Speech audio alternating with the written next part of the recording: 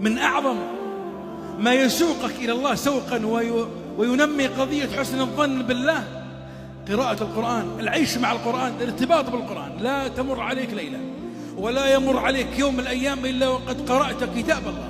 خذ آية من كتاب الله، عش معها، تأملها. يقول الله في مطلع سورة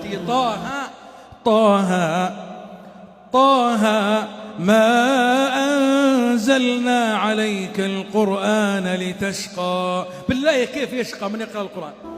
بالله كيف يحزن من يقرأ القرآن؟ بالله كيف يبتئس من يقرأ القرآن ويعيش مع القرآن ويتفاعل مع القرآن؟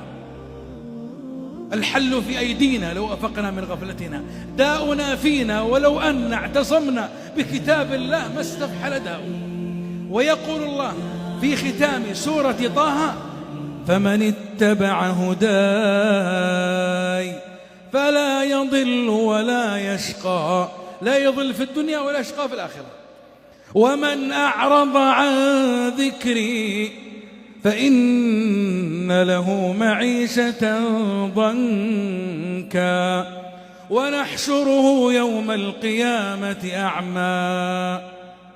كل ما عرضت عن الله أقبلت الهموم والضيق والكدر. كلما عدت إلى الله ولو شبرا واحدا أسعدك، لأن الله شكور، لأن الله لا ينسى من عصاه.